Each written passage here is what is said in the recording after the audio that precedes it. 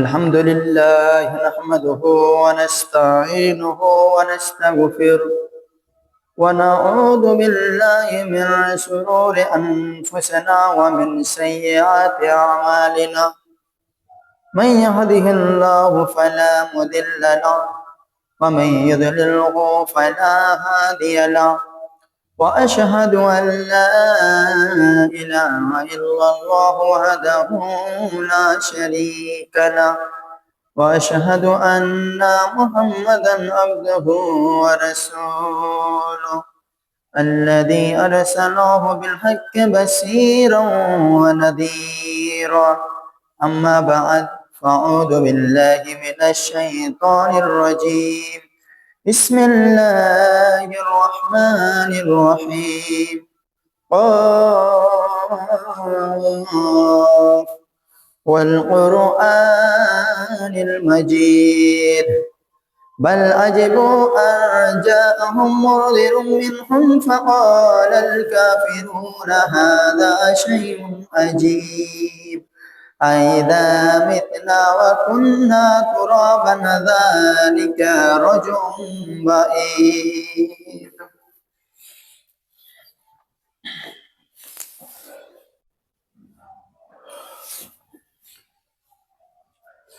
الحمد لله وحده والصلاة والسلام على من لا نبي بعده أما بعد فأعوذ بالله من الشيطان الرجيم بسم الله الرحمن الرحيم فقال النبي صلى الله عليه وسلم بلغوا عني ولو آية فعل ما يريد وهو على كل شيء قدير وقرنا في بيوتكن ولا تبرجن تبرج الجاهلية الأولى عن ابن عباس قال قال رسول الله صلى الله عليه وسلم ما من رجل تدرك له ابنتان فيحسن إليهما ما صاحبته أو صاحبهما إلا أدخله الجنة رواه أحمد بسند صحيح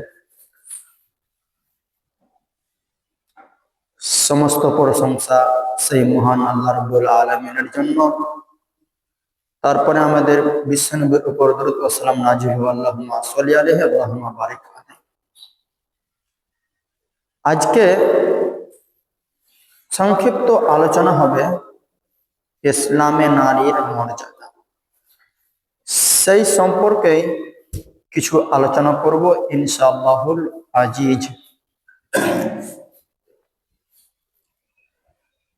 মহান আল্লাহ পবিত্র কোরআনের মধ্যে বলছেন ওয়াইদা বুশিরা আহাদুহুম বিল উনসা যাল্লা ওয়াজহুহু মুসওয়াদ্দা ওয়া হুয়া কাযীব ইয়াতাওয়ারা মিনাল কওমি মিন সুই মা বুশিরা বিহি আয়ুমসিকুহু আলা হুনিন আম ইয়াদুসুহু ফিত তুরাব আলা সাআ মা ইয়াহকুমুন।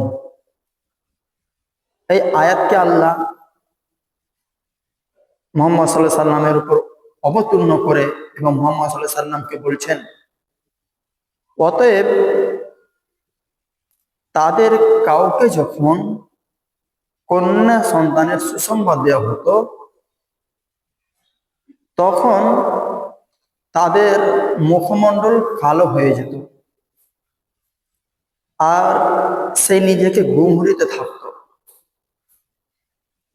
এত সেই গুমহরিতে থাকতো, অর্থাৎ নিজেকে এত গাম মাহসুস করতো, নিজেকে এত প্যারিসান লাগতো যে দেখে মনে হচ্ছে যে লোকটি বিষ পান করেছে। বিষ পান করলে যেমন মুখের চেহারার কোয়ালিটি হারিয়ে যায়, বিষ পান করলে তাকে অন্যরকম লাগে দেখতে, একটুকুন সেই রকম হয়ে যেত। কন্যা সন্তান হয়েছে বলে সেই সমাজে যেত না, হাট বাজারে যেত না, দোকানপাটে যেত না।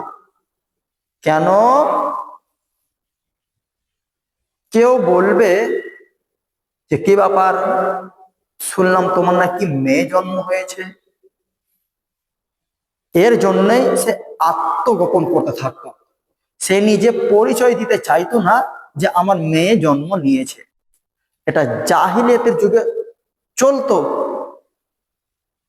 যা আল্লাহ কোরআন মাঝে বলছেন, যেটা জাহেলের যুগে চলতো। এবং এই কথা যদি নানি, খালা, ফুফু, চাচা, চাচি, দাদি যদি জানতে পারে, তারাও বলবে যে কি ব্যাপার বেটা, তোমার তো ভাগ্য খারাপ, তোমার মেয়ে সন্তান নিয়েছে। তুমি এক কাজ করো, তুমি তো এর আগে সেরকম মেহনত করতে না, সেরকম একটা খুব ভালো কাজও করতে না, এখন থেকে তুমি বেশি বেশি পরিশ্রম করো, আর বেশি বেশি মেহনত করো, বেশি বেশি টাকা পয়সা ইনকাম করো, আর না হয়তো একটা ফান্ডে টাকা পয়সা জমা করো, আর তুমি পরিশ্রম করো। কেন? যে মেয়ে যদি বড় হয় তাহলে বিবাহ দিবা কি করে তুমি? এবং কেউ বলবে যে কি ব্যাপার, তোমার মেয়েকে দেখলাম আমি একটা ছেলের সাথে হাত ধরে রাস্তাতে ঘুরছে। আবার কেউ বলবে যে তোমার মেয়ে একটা ছেলের সাথে পার্কে বসে গল্প করছে। আবার কেউ বলবে তোমার মেয়ের কি বিবাহ দিবা, 4 লাখ 5 লাখ টাকার ডিমান্ড কোন লাগবে। একটার পর একটা বদনাম আসতেই থাকবে, অপমান আসতেই থাকবে।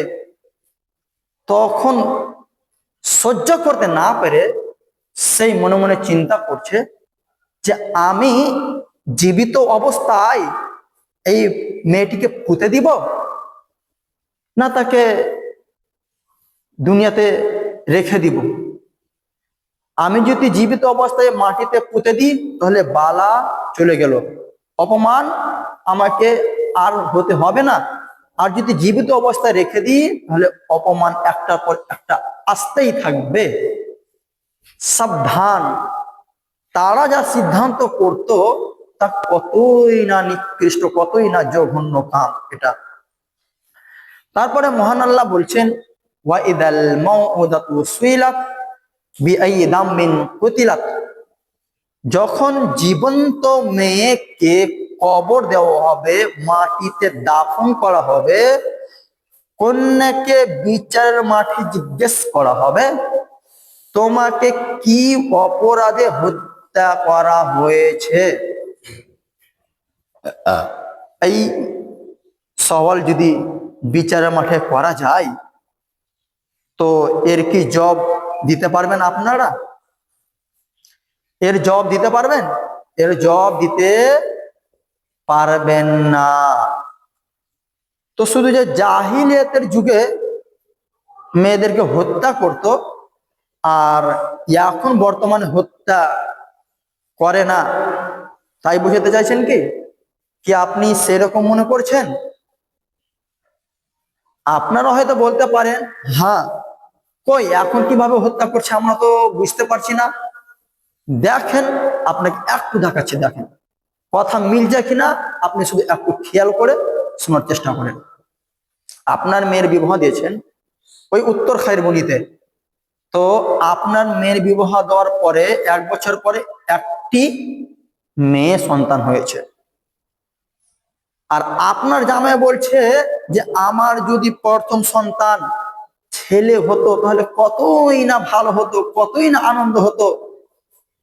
তো সে বলছে যে আমাদের ভাগ্যটাই খারাপ, প্রথমে আমাদের মেয়ে জন্ম হলো, প্রথমেই মেয়ে জন্ম হলো। আচ্ছা, 1 বছর পরে আবার 2 বছরের বেলাতে আবার আরেকটি মেয়ে হয়েছে। তখন বলছে 1 বছর আগে যা, এবছর তা আমাদের মেয়ে জন্ম হলো। তারপরে তার মাথায় আর কাজ করছে না, এত রাগান্বিত হয়ে থাকছে যে সামনে বছর যদি আমার বেটা না হয়, ছেলে সন্তান না হয়, তাহলে সেটাকে আমি হত্যা করে দিব। যখন 3 বছর চলে আসলো, তখন দেখছে আবার ডেলিভারি হবে, কি আবার বাচ্চা ধরবে পেটে। ইতিমধ্যে একটি ডাক্তারখানাতে গিয়ে, একটি হসপিটালে যে মেশিনের দ্বারাতে চেক আপ করে বলছে যে দেখেন তো আমার স্ত্রীর পেটে ছেলে সন্তান আছে না মেয়ে সন্তান আছে।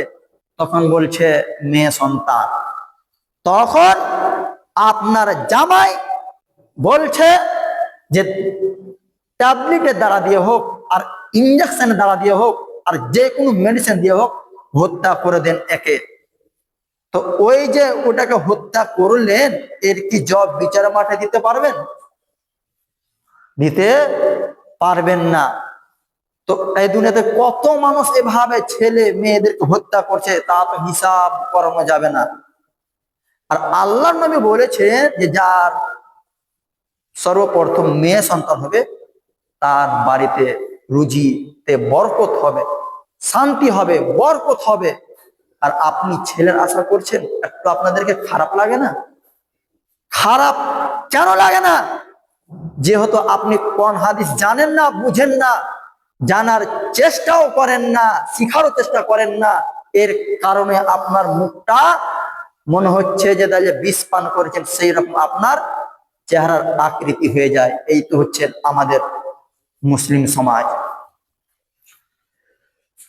তারপরে আন সালাম ইবনে ইয়াজিদ আল জুফি قال ان طلقت انا وخيل رسول الله صلى الله عليه وسلم قال قلنا يا رسول الله ان امنا ملائكه كانت تصل الرحم وتقر الضيف وتفعل هلكت في الجاهليه فهل ذلك نافع شيئا قال لا قال قلنا فانها كانت وعدت اختا لنا في الجاهليه فهل ذلك نافع شيئا قال الوائدة والموضة في النار إلا أن تدرك الوائدة الإسلام فيعفو الله عنها।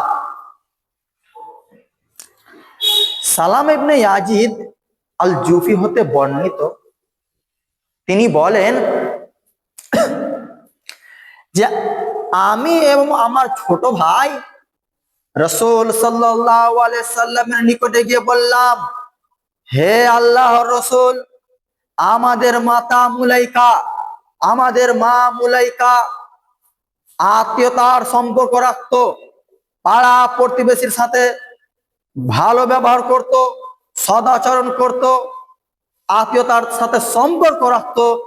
অর্থাৎ আমাদের বাপ, চাচা, দাদা, নানি, খালা, ফুফু, মাসি, এই আমাদের নিজস্ব ফ্যামিলির সাথে ভালো সম্পর্ক রাখতো, অতিথির সেবা করত, নিকট প্রতিবেশী, দূর প্রতিবেশী, আত্মীয় প্রতিবেশীর সাথে ভালো ব্যবহার করত, গরিব মিসকিনকে খাদ্য দিত, টাকা পয়সা দান করত।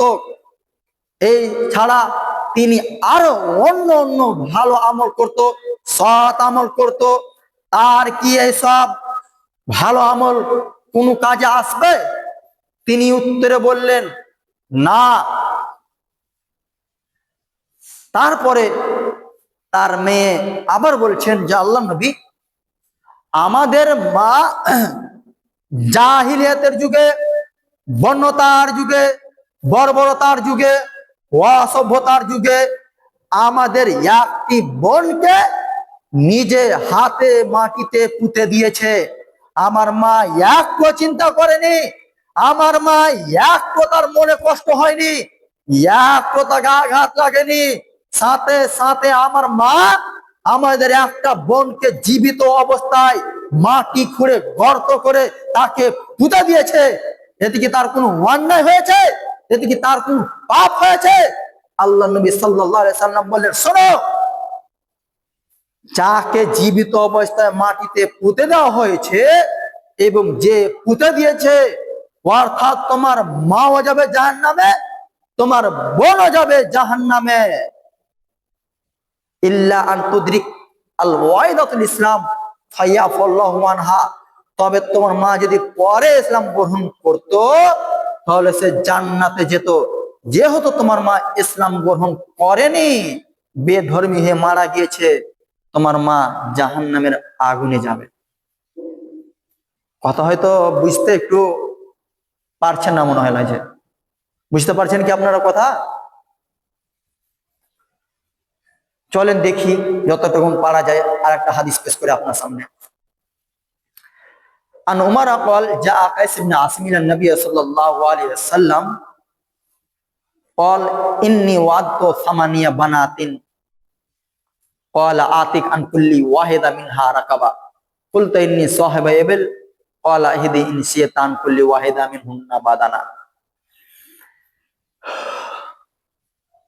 উমর রাদিয়াল্লাহু তাআলা হতে বর্ণিত আছে যে কায়েস ইবনে আসেম আল্লাহ রসুল সাল্লাল্লাহু আলাইহি সাল্লামের কাছে এসে বলছেন যে হে আল্লাহ রসুল, আমি জাহিলিয়াতের যুগে, বন্যতার যুগে, বর্বরতার যুগে আমি আমার 8টি মেয়েকে নিজে হাতে মাটিতে পুঁতে দিয়েছি। এখন আমার করণীয় কি? এখন আমার বাঁচার উপায় কি? আল্লাহ নবী সাল্লাল্লাহু আলাইহি সাল্লাম বললেন, শোনো, তাহলে তুমি প্রত্যেকটি মেয়ের পক্ষ থেকে একটি করে গোলাম আজাদ করে দাও। কায়েস বললেন, হে আল্লাহর রাসূল, আমি তো গোলামের মালিক নয়, আমি তো হচ্ছে একমাত্র উটের মালিক, আমার অনেক উট রয়েছে, আমি হচ্ছি উটওয়ালা। তখন আল্লাহ রাসূল বললেন, তাহলে তুমি প্রত্যেকটির কন্যার পক্ষ থেকে একটি করে উট কুরবানি করে দাও আল্লাহর নামে, তোমার এই পাপ ক্ষমা হয়ে যাবে। তারপরে আনিল মুগীরা ক্বাল ক্বাল রাসূলুল্লাহ সাল্লাল্লাহু আলাইহি ওয়াসাল্লাম, ইন্নাল্লাহা হারামা আলাইকুম উকুকাল উম্মাহাত ওয়া ওয়াদাল বানাত ওয়া মানাআ ওয়াহাত। মুগীরা রাদিয়াল্লাহু তাআলা আনহা বলেন, রাসূল সাল্লাল্লাহু আলাইহি ওয়াসাল্লাম বলেছেন, আল্লাহ তাআলা বলেন যে তোমাদের উপরে তোমাদের মায়ের অবাধ্য চলাকে হারাম করেছেন, মায়ের নাফরমানি করা হারাম করেছেন। তারপরে বলছেন জীবিত মেয়েকে মাটিতে পুঁতে দেওয়া হারাম করেছেন। বা মানা ওয়াহাত, এবং কৃপণতাকে হারাম করেছেন। কৃপণতাকে কি করেছেন? হারাম করেছেন।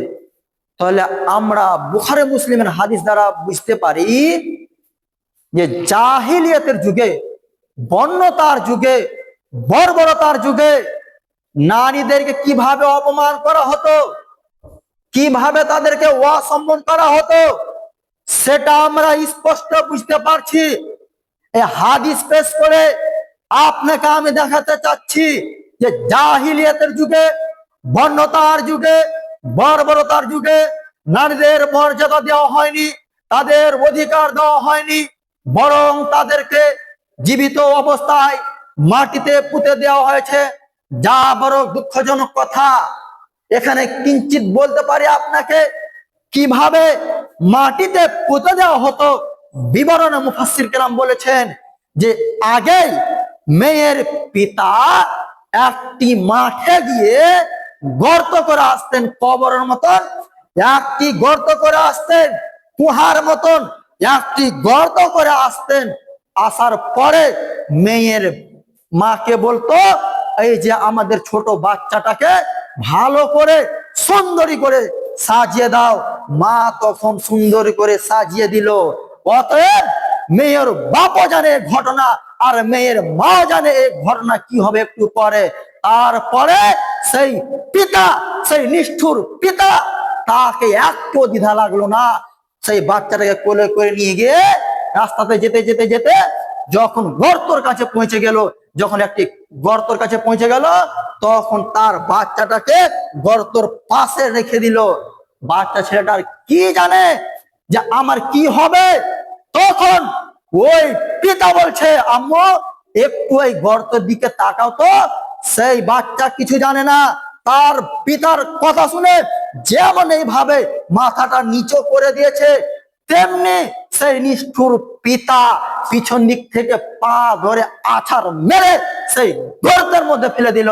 তখন চারিদিক থেকে মাটি দিতে লাগলো, যেমনি সেই বাচ্চা ছেলেটার মাথায় মাটি পড়তে লাগলো, চোখ মুখে মাটি পড়তে লাগলো। তখন সেই বাচ্চা ছেলেটা চিৎকার করে বলছেন, আব্বু আমাকে বাঁচান, আব্বু আমাকে বাঁচান, আপনি আমাকে এখান থেকে নিয়ে চলেন, আব্বু আমাকে বাঁচান। পিতা তার কথার প্রতি কোনো ভ্রুক্ষেপ দিলেন না, কোনো কথা শুনলেন না, চারিদিক থেকে মাটি দিয়ে তাকে ঢেকে দিয়ে চলে আসলো। তাহলে কি আপনি বলতে চাচ্ছেন যে সেই পিতার সেই মেয়ের প্রতি মহব্বত, ভালোবাসা ছিল না? কেন তার সাথে এরকম আচরণ করবে? তাহলে কি সেটা নিজের আপন মেয়ে নয়? সেটা কি তার জন্মদাতা মেয়ে নয়? কেন এরকম করবে? সম্মানিত মসজিদের মুসাল্লিগণ, পরিস্থিতি এত কঠিন ছিল, সমস্যা এত কঠিন ছিল যে মেয়েকে মেনে নেওয়ার মতন কোনো পরিবেশ ছিল না, মেয়েকে সহ্য করার মতন কোনো পরিবেশ ছিল না। হয়তো আপনাকে আমি একটা উদাহরণ দিলে আপনি বুঝতে পেরে যাবেন। এই গ্রামের একটি মেয়ে পড়াশোনা করে কোথায়? সিউড়িতে ইঞ্জিনিয়ার লাইনে পড়াশোনা করছে। তখন তার পিতা বলছে ফোন করে যে আম্মা, কি আমার আদরের মেয়ে, কেমন আছো? ভালো আছি। আব্বা আপনি কেমন আছেন? আলহামদুলিল্লাহ আমিও ভালো আছি। তখন বলছে খাওয়া দাওয়া ঠিক মতন চলছে তো? বলছে এখানে আমাকে খাবার খেতে ভালো লাগছে না। তখন বলছে পয়সা লাগবে কি বলো? বলছে হ্যাঁ পয়সা লাগবে। তাহলে ফোন পের মাধ্যমে আমি দিয়ে দিব, অনলাইনের মাধ্যমে দিয়ে দেবো। এখান থেকে গ্রাম থেকে লোকের হাতে আমি তোমার কাছে টাকা পয়সা পৌঁছে দিব। কোনো চিন্তা করো না, কোনো অসুবিধা হবে না। আমি গার্জেন আছি, তোমাকে যা টাকা লাগে আমি দিব। তুমি শুধু ভালো মতো পড়াশোনা করো যাতে তুমি ইঞ্জিনিয়ার হতে পারো। 1 মাস পরে তখন তার বান্ধবী বলছে, হে আমার চাচা, আপনার মেয়েটা আমাদের এই যে আরো যতগুলি ছেলে মেয়ে ইঞ্জিনিয়ার লাইনে পড়াশোনা করার জন্য এসেছে, ইঞ্জিনিয়ার শেখার জন্য এসেছে, একটি ছেলের সাথে আপনার মেয়েটা চলে গেছে, পালিয়ে গিয়েছে। তখন এই কথা শোনার সাথে সাথে তার পিতা বলছে, এই কথা শোনার সাথে সাথে তার বাপ রেগে বলছে, আমি তোকে ত্যায্য পুত্র করলাম, আমি তোকে ত্যায্য পুত্র করলাম, আমি তোকে ত্যায্য পুত্র করলাম। জিন্দেগিতে তোর মুখ দেখবো না, তোর সাথে কথা বলবো না, তোকে বাড়িতে আসতে দিব না। তোকে যদি আমি এই গ্রামের মাটিতে পাই তাহলে নিজে হাতে পিস পিস করে টুকরো টুকরো কেটে তোকে আমি এই গ্রামের মাটিতে পুঁতে দিব। নিশ্চিত বাপ যদি এখন পায় তাকে এই এরকম কাণ্ড করার পরে, তাহলে তাকে কেটে টুকরো টুকরো করে পুঁতে দিবে। অথচ তার ত্যায্য পুত্র কথাটি বাতিল। কোটিবার যদি বলে যে আমি তোকে ত্যায্য পুত্র করলাম, এই কথার 5 পয়সা দাম নাই। কেন? পিতা যদি মারা যায়, মরার সাথে সাথেই মেয়ের জমি ভাগ করে নিয়ে যে নিবে। আর আপনাদেরকে বলছি, কাপুরুষের পরিচয় দিয়ে জীবন কাটাবেন না, কাপুরুষের পরিচয় দিয়ে জীবন কাটাবেন না। আপনার বাপ তো মারা হয়ে গেল 1 বছর, আপনি জমি নেবেন সকালে, আর আপনার বোন নেবে সন্ধ্যাতে? না জমি সাথে সাথে ভাগ হবে? পিতা মরার সাথে সাথে একটু পরে এসে বোনকে জমি দিতে হবে, আপনাকে জমি নিতে হবে। আপনি নিচ্ছেন সকালে আর আপনার বোনকে দিচ্ছেন সন্ধ্যায়। জোর করে আমি বললে আহলে হাদিস হওয়া যায় না। এইভাবে বুকের উপরে হাত রেখে আহলে হাদিস হওয়া যায় না। কোরআন এবং সেই হাদিসের ভিত্তিতে আহলে হাদিস হওয়া যায়। সম্মানিত মসজিদের মুসাল্লিগণ, আমি আপনাকে পেশ করছিলাম কি, যে জাহিলিয়াতের যুগে, বন্যতার যুগে নারীদের কেমন অপমান করা হতো, তাই একটা হাদিস পেশ করছি, তাহলে আপনি আরেকটু ভালো মতন বুঝতে পারবেন।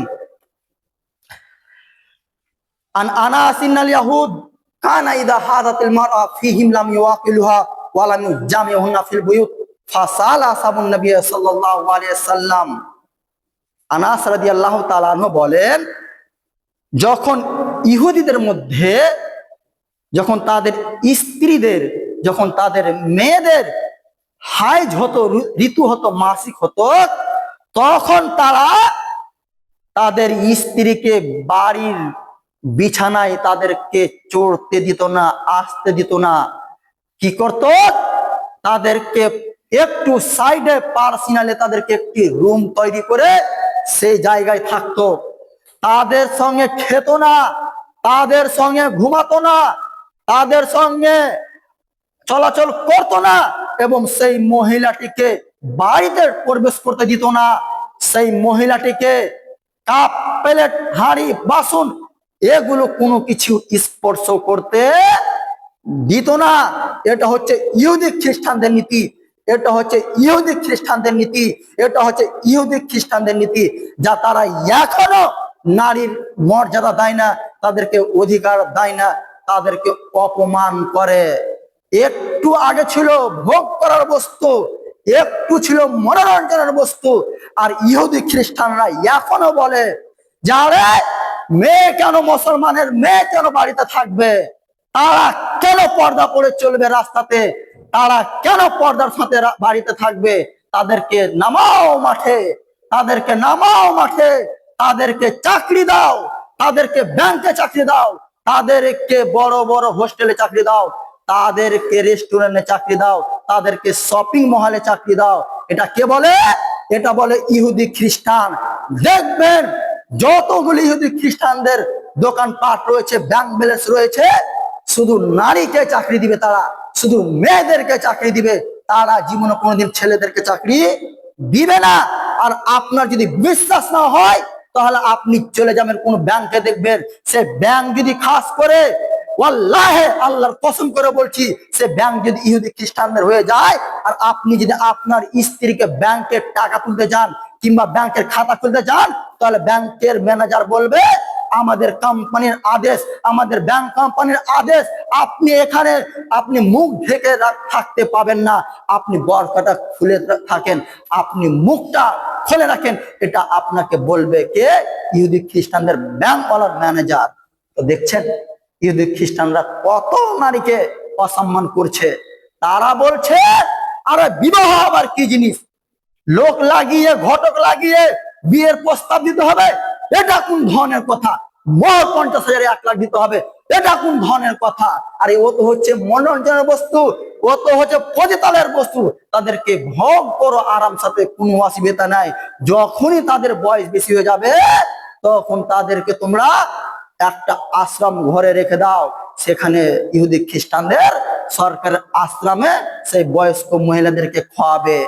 খাওয়াবে তো খাওয়াবে, যখন ওই বয়স্ক মহিলার জ্বর জ্বালা হবে ট্যাবলেট দিবে, দাওয়াই দিবে, ওষুধ দিবে, যদি একটি চিল্লাচিল্লি করে তাহলে মুখে লাথি মেরে চলে আসবেন। এ হচ্ছে ইহুদি খ্রিস্টান।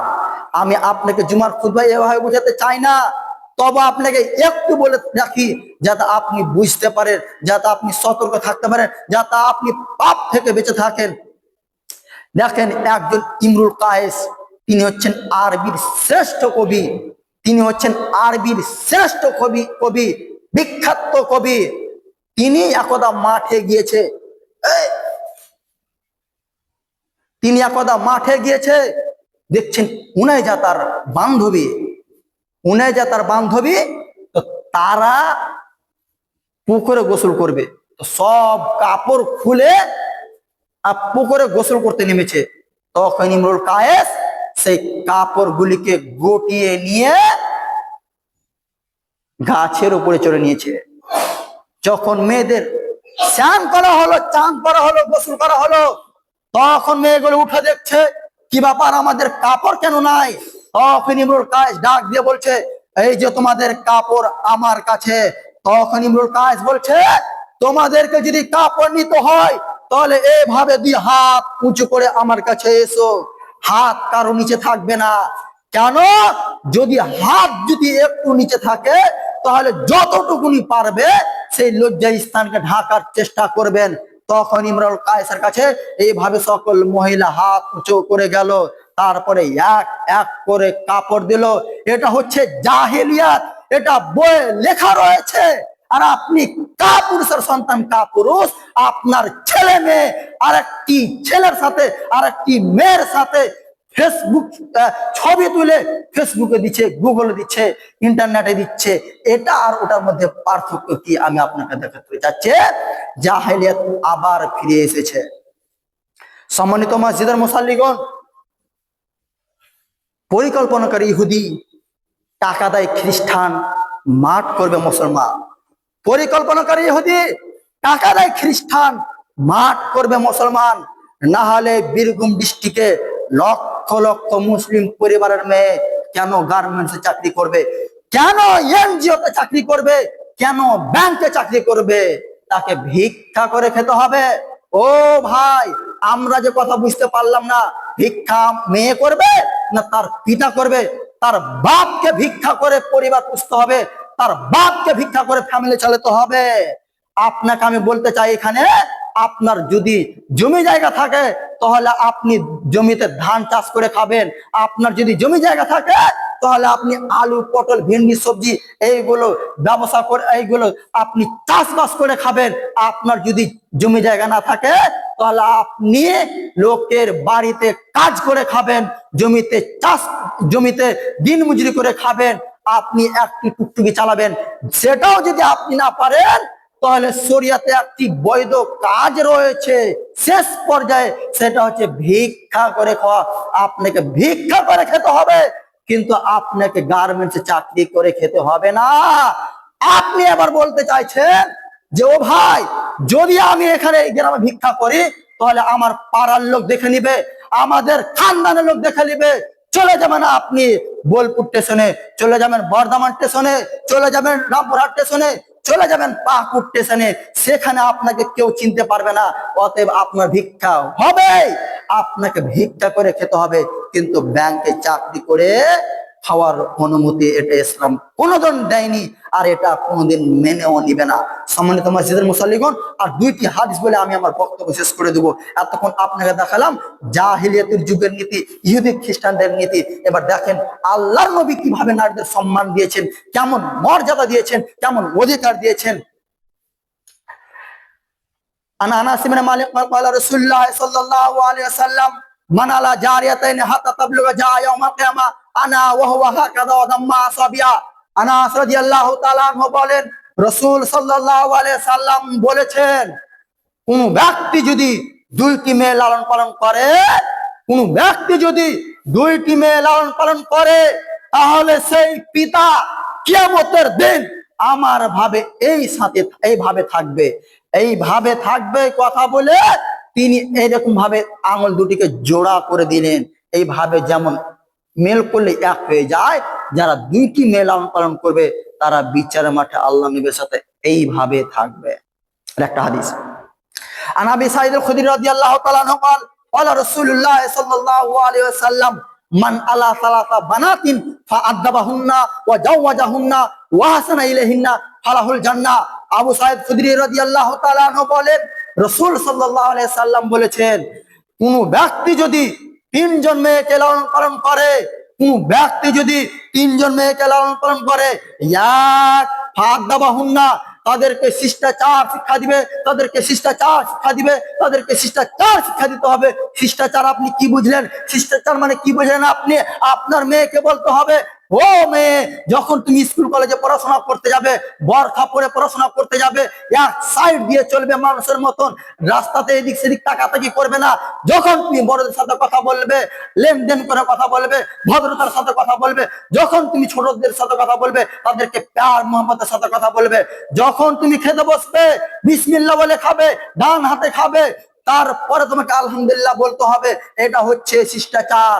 দুই, ওয়াজাওয়াজাহুন্না, যখন তোমাদের প্রত্যেকটি ঘরে মেয়ে জন্ম নিবে, মেয়ে জন্ম নেওয়ার পরে যখন বড় হবে, বিয়ে দেওয়ার বয়স হবে, তখন তোমাদের মেয়ের বিবাহের ব্যবস্থা করে দাও। আর এখন বর্তমান সমাজে এমন পরিস্থিতি হয়ে গিয়েছে যে মেয়ের 25-30 বছর পার হয়ে গেছে, এখন পর্যন্ত মেয়ের বিবাহ হয়নি। মেয়ে বলছে এটা যে আমাকে আগে এস্টাবলিশ হতে হবে, তারপরে বিয়ে। এটা মেয়ে বলছে। ছি ছি ছি, বাপ কত কাপুরুষ, বাপ কত অশিক্ষিত, বাপ কত মূর্খ। এই ধরনের বাপকে যদি আমরা অশিক্ষিত প্রমাণ করতে না পারি, মূর্খতা প্রমাণ করতে না পারি, তাহলে আমরা জাতির সামনে বক্তব্য দেব না। যা শতদিন বলেছি, আজকে জুমার খুতবাতে বলছি। কেন? জাতির ক্ষতি করে, মেয়ের ক্ষতি করে আপনি শিক্ষিত হতে পারেন না। মেয়ে 15-16 বছর হয়েছে, মেয়ের বিবাহ দিয়ে দিতে হবে। তিন, ওয়াসানা ইলাইহিন্না, তাদের সাথে ভালো আচরণ করতে হবে, ফালাহুল জান্নাত, তাহলে তার জন্য জান্নাত রয়েছে। দেখছেন আল্লাহ নবী কিভাবে নারীদের সম্মান মর্যাদা দিয়েছে। সময় শেষ হতে যাচ্ছে, অনেক হাদিস মুখস্থ করেছিলাম এই ব্যাপারে বলার জন্য, কিন্তু সময়ের অভাবে বলতে পারলাম না। পরিশেষে আল্লাহর কাছে দোয়া করে যে আল্লাহ যেন আমরা সকল মুসল্লি দিনী ভাই ও বোনেরা যাতে আমরা নারীদের সম্মান মর্যাদা দিতে পারি। আল্লাহ তুমি আমাদের এই দোয়া কবুল করেন সকল, আল্লাহুম্মা আমিন। আমি আমার বক্তব্য এখান থেকে দিচ্ছি। ওমা আলাইনা ইল্লাল বালাগ। اللهم صل على محمد وعلى ال محمد كما صليت على ابراهيم وعلى ال ابراهيم انك حميد مجيد. اللهم بارك على محمد وعلى ال محمد كما باركت على ابراهيم وعلى ال ابراهيم انك حميد مجيد. ربنا تقبل منا انك انت السميع العليم وتب علينا انك انت التواب الرحيم. واخر دعوانا الحمد لله رب العالمين.